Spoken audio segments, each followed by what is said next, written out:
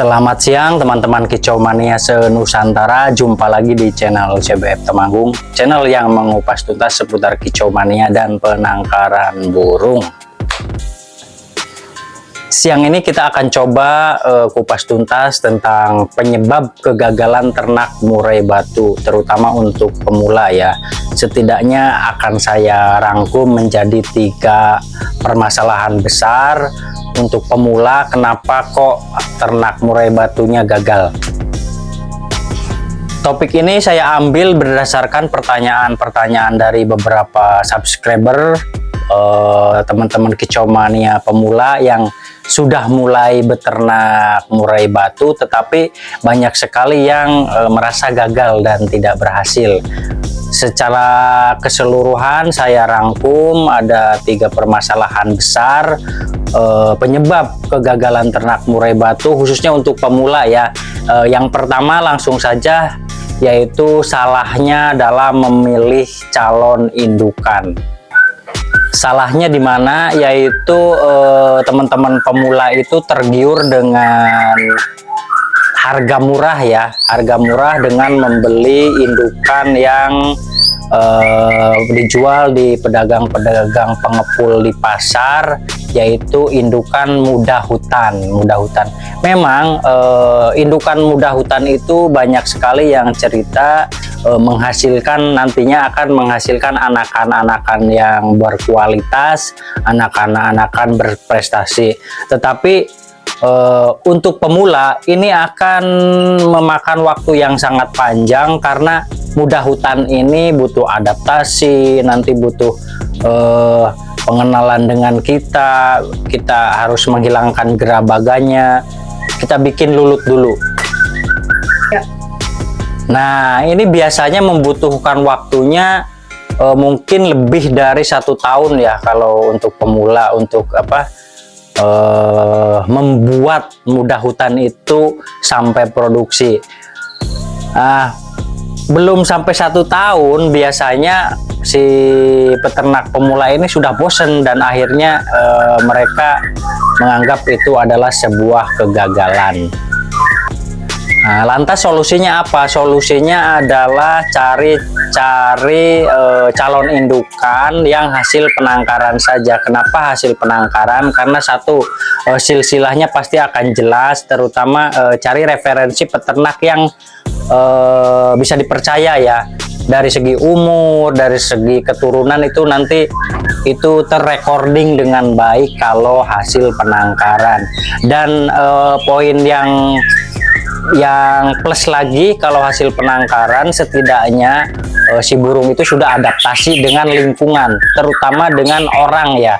Jadi tidak terlalu gerabagan, adaptasi lingkungannya lebih mudah, dan nantinya setelah adaptasinya bagus, tentunya akan mudah untuk dijodohkan.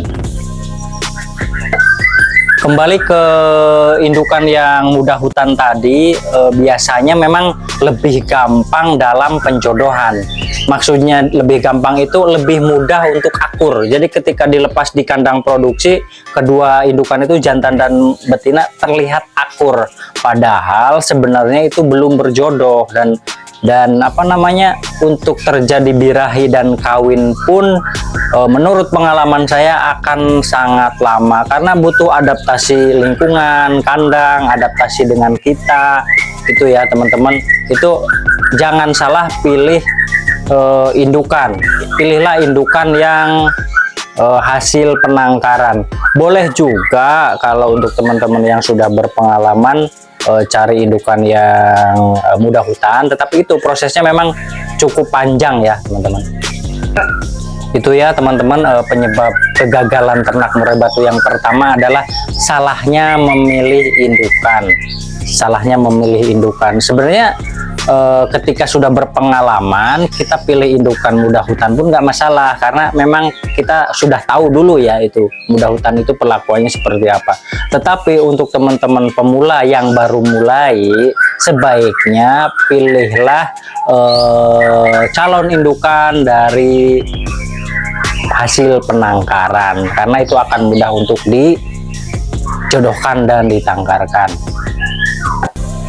Selanjutnya penyebab kegagalan yang kedua adalah dari faktor kandang. Faktor kandang untuk pemula biasanya asal-asalan, dia tidak mementingkan sirkulasi udara ataupun sinar matahari masuk, ataupun fasilitas kandangnya tidak lengkap gitu ya. Itu faktor kandang sangat menentukan. Sebenarnya untuk kandang murai batu, kandang ternak murai batu yang ideal sudah saya kupas di video sebelumnya, bisa kalian cek nanti ya.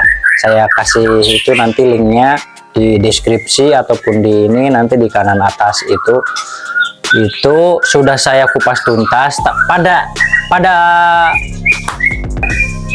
Pada prinsipnya untuk kandang ternak murai batu sebenarnya bentuk kandang apapun bisa berhasil ya. Bahkan teman-teman ada yang berhasil di kandang gantung ataupun kandang kotak kecil yang untuk ternak lopet itu, asalkan prinsipnya adalah buat senyaman mungkin untuk murai batu yang akan kita tangkarkan. Karena murai batu itu kan di habitat aslinya hidup di hutan hujan tropis dengan kelembaban yang relatif tinggi ataupun suhu yang tidak terlalu panas ya. Itu membutuhkan sirkulasi udara yang bagus, terus sinar matahari masuk, meskipun enggak 100% masuk, minimal 30% masuk di pagi hari, di siang ataupun di sore hari ya. Itu yang terpenting, itu sinar matahari masuk, sirkulasi udara bagus, kelembabannya sesuai dengan hutan hujan tropis yang ada di hutan-hutan kita ini ya teman-teman.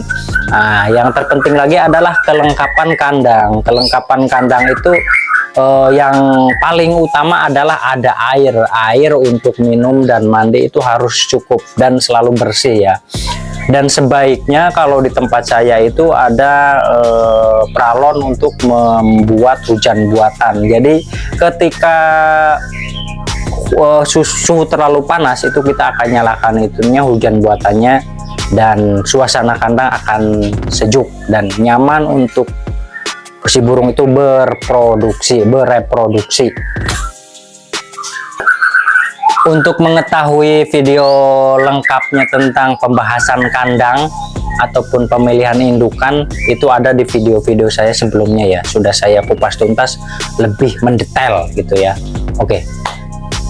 Penyebab kegagalan yang terakhir, yang ketiga adalah pola makan. Nah, pola makan ini juga sangat penting karena akan sangat menentukan produktivitas si murai batu tersebut. Pola makan juga sudah saya bikin videonya lebih rinci, dari mulai pola makan saat penjodohan, masa kawin, masa meloloh, dan pola makan hariannya bagaimana ya teman-teman.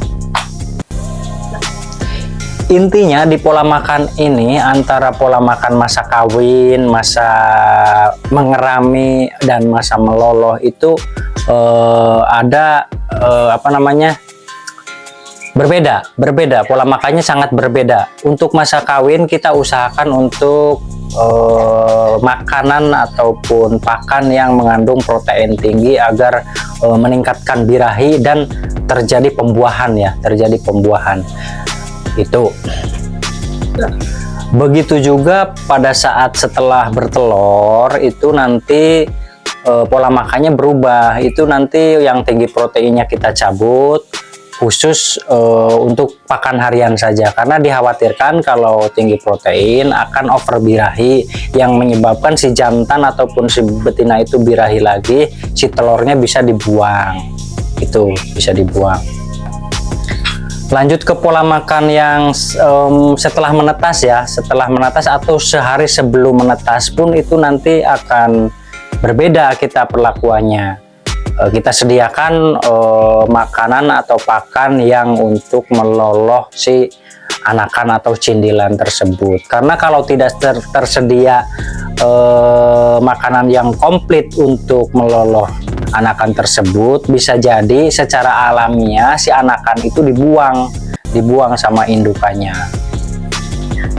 Bahasan tentang pola makan sudah saya kupas tuntas di video-video sebelumnya ya. Nanti bisa teman-teman cek, dicari di daftar videonya, bisa dicari di situ, pembahasannya lebih mendetail. Kalau dijelaskan di sini nanti durasinya akan terlalu panjang. Itu ya teman-teman, penyebab kegagalan ternak murai batu khususnya untuk pemula itu ya teman-teman. Semoga bermanfaat dan menjawab pertanyaan-pertanyaan teman-teman kicomania pemula yang mau mulai beternak murai batu ataupun sudah mulai dan merasa gagal. Itu tadi 3 faktor penting penyebab kegagalan ternak murai batu. Teman-teman, untuk teman-teman yang sudah berpengalaman bisa sharing ataupun kita tukar pengalaman bisa ditulis di kolom komentar. Dan untuk teman-teman yang pemula, semoga bermanfaat. Jika suka dengan video ini, jangan lupa like, komen, dan subscribe.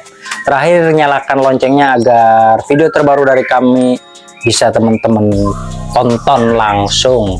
Salam ternak sampai mana. See you, bye-bye.